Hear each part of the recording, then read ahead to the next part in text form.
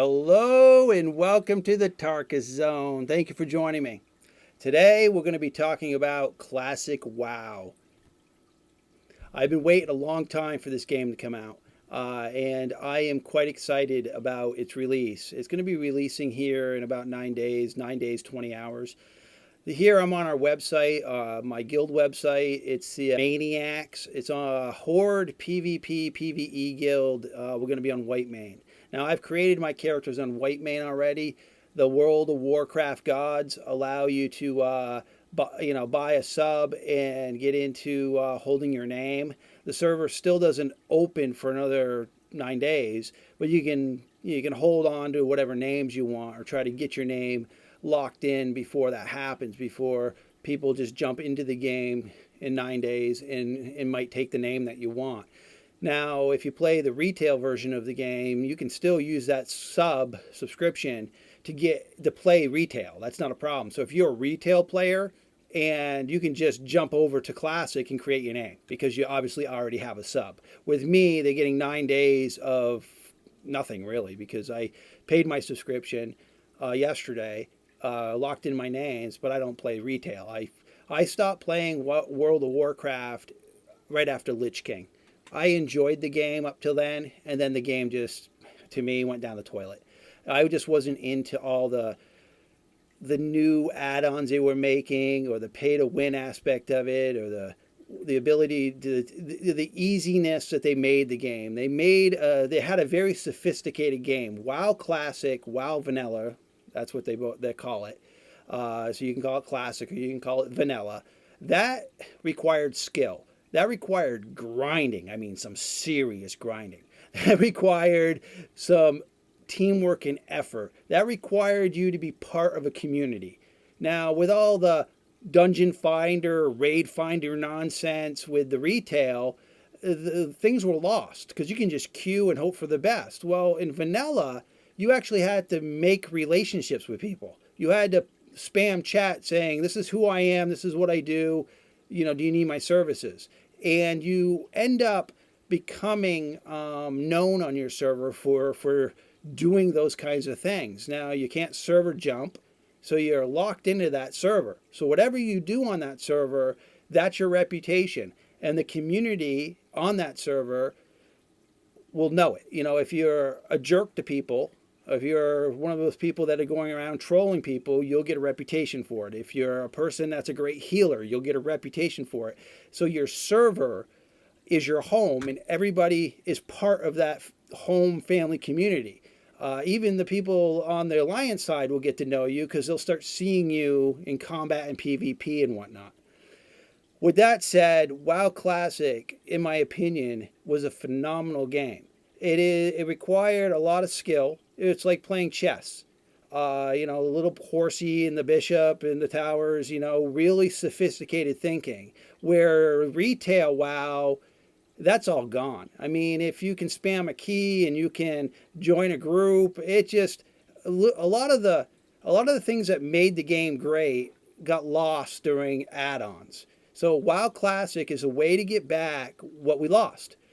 And, there's a lot of things that play out there nowadays. So the question being is, how many people are going to go back to a 14-year-old game? Well, I am. And I imagine there's a lot of people like me who love the game, still weep today before they go to bed saying, oh, I love that game and I don't play it anymore. What went wrong? Well, what went wrong was they catered, or Blizzard Entertainment catered to all the people who just wanted it handed to them. Anybody who was like, I want it today, here's $20, that's who they catered to. And that's okay. But WoW Classic, you can't do that nonsense. If you want to get the cap level, 60 level, you got to earn it. You got to grind. You got to do it. And that's the reality of it. It is a grind fest. It requires you to be nice to people so that you can get things done. So if you're a troll and you're hoping to get in the raids, you're going to get a reputation for being a sniper or a troll, and you won't be invited anymore. Unlike retail, you can just get in the next dungeon random. Next dungeon random with the button, click of a button. No, that's not what happens. Pre-mades are made in WoW classic, but there's always that one person that doesn't show up and you need a pug.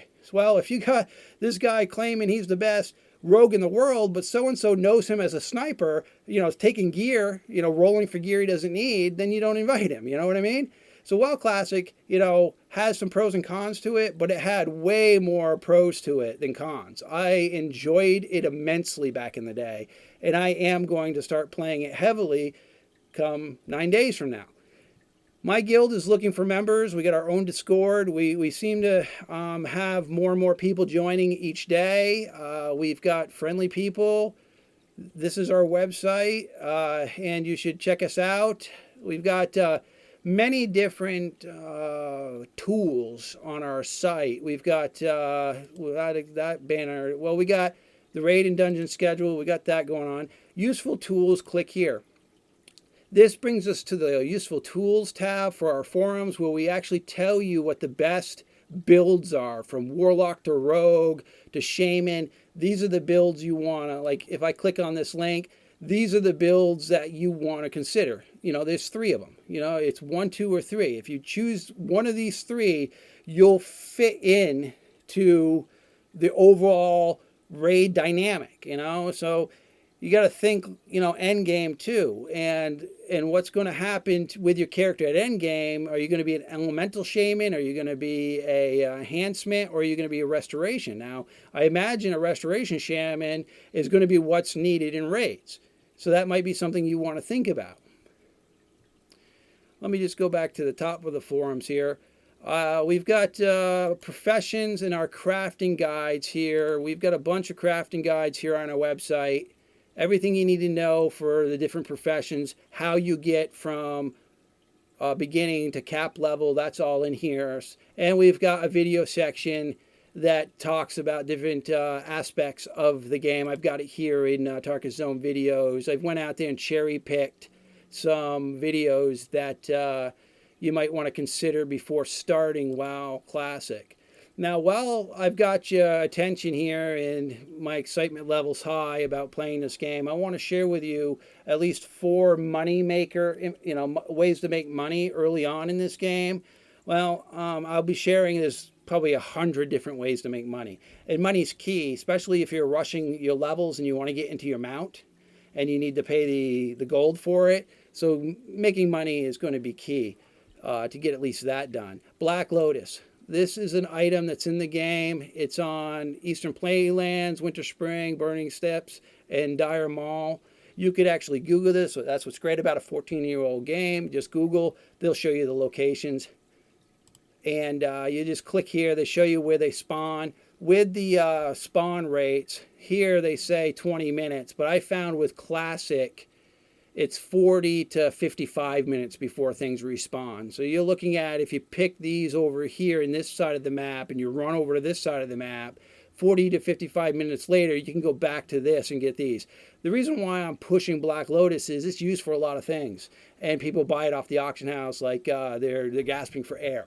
They're going to want this item. So if you get the item, don't vendor it. Hold it in your purse or your backpack for a while, or in your bank. Wait for the value to go up, because when the rating starts, you're looking at a month and a half, when the heavy rating starts and people are sucking down the elixirs and sucking down the potions, they're going to need more potions, more elixirs the next raid. And an item like this, a component to whatever they're drinking, is what you need to save up on.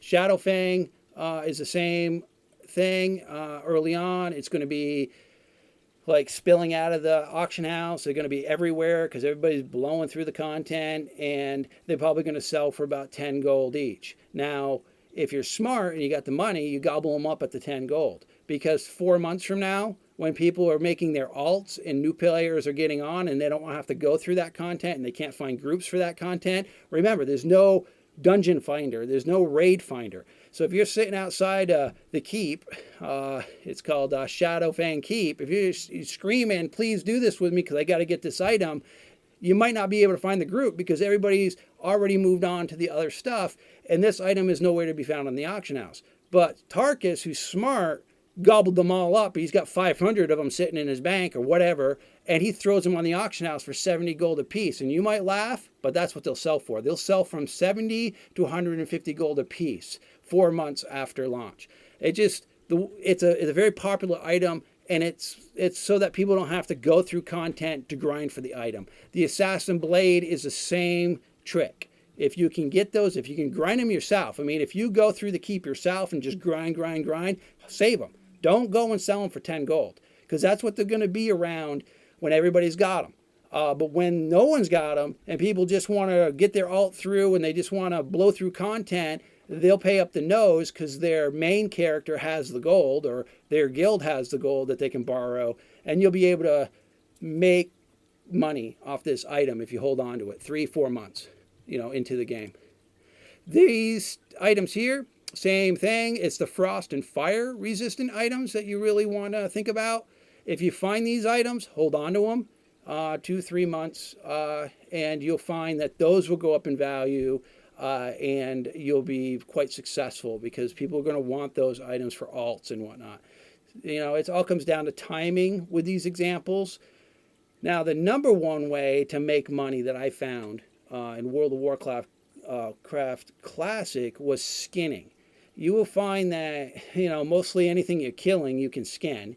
And what's nice about it is the leathers that you can get off the leathers that you get from the skinning is one thing. Plus you get the drops like the claws or the meats or whatnot, the other drops. So what you do with the leather is don't bother selling it on the auction house early on, because you'll never get what it's worth. The vendor price is more than what you're going to get for it. Because imagine this, everybody's hitting the server, everybody's skinning, everybody's throwing it on the auction house, and the value goes below the vendor value. Well, at that point, why bother sell it on the auction house? Just walk up to the vendor and sell it, because you're going to get vendor costs, whatever that is, and auction house cost will be below that. So if you've got leather in your inventory early on, just sell it to the vendor. Just dump it to the vendor and keep on going. That's just what I found to be easy. I have quite a few other ways to make some epic money in this game. I'm going to save that for other videos. This video was really to say, hello, I'm coming back to WoW Classic. I've got a guild.